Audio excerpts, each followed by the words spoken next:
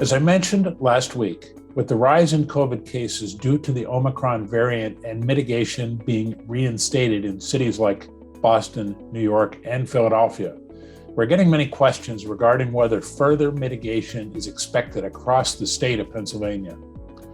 On December 14th and several times since then, Governor Wolf has mentioned in press interviews that vaccinations, not mitigation, is his strategy. He reiterated this in a sit-down meeting I had with him in mid-December.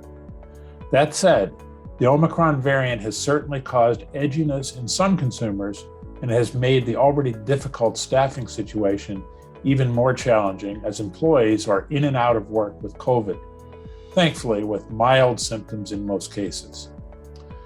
Getting COVID tests remained problematic, and so for the second week, PRLA's Ben Fleccia distributed additional free at-home test kits to hospitality workers throughout Philadelphia.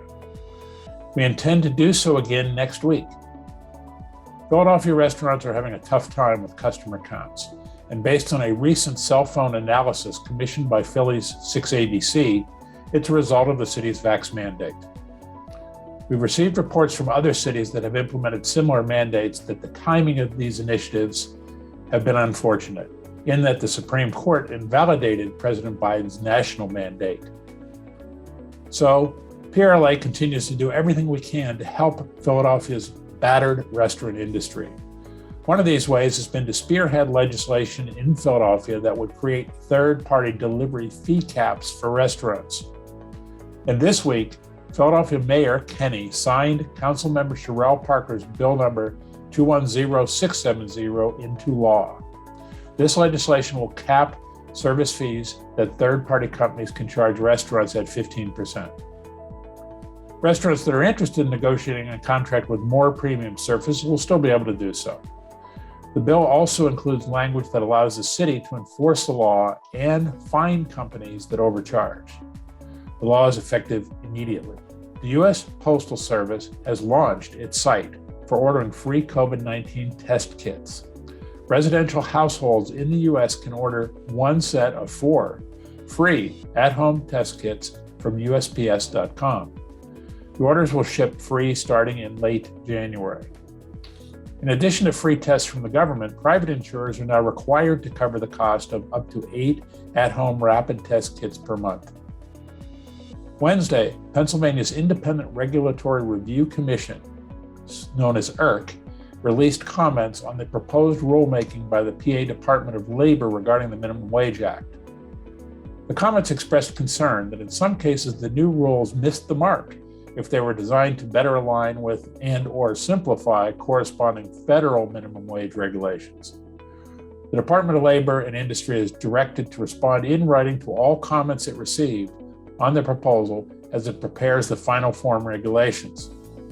It's important to note that any changes they make may not enlarge the scope of the proposal, but the administration is not required to act on the comments.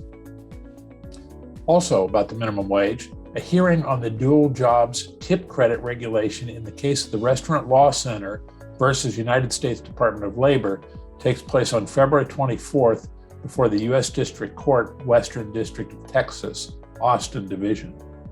The RLC jointly filed a complaint with our counterparts at the Texas Restaurant Association on December 3rd, 2021, arguing that revisions made to the dual jobs tip credit regulation created a new statute and conflicts with the Fair Labor Standards Act. Yesterday in Harrisburg, Representative Natalie Mahalik announced that she will introduce legislation to privatize Pennsylvania liquor sales through a constitutional amendment. The House will have a public hearing on the bill on Monday, January 24th. Thanks go out this week to Spot On, who became a significant sponsor and the preferred technology partner of PRLA. Spot On is a leading software provider and will provide PRLA members with critical insights into the latest advances that help restaurants, stadiums, event venues, and more to grow their business.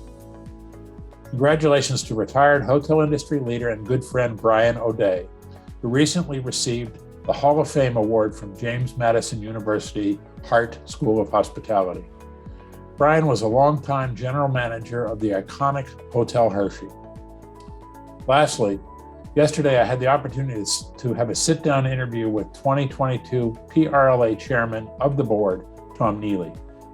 If you didn't get a chance to tune into Coffee with the Chairman, you can access it in our webinar archives. I'm looking forward to a terrific year for our industry with Chairman Neely, and pass along my sincere thanks to outgoing Chairman Bill Kowaleski, who served almost 2 years in the position. I'm John Longstreet with another edition of It Happened This Week. Thanks for tuning in, and I'll see you again next time.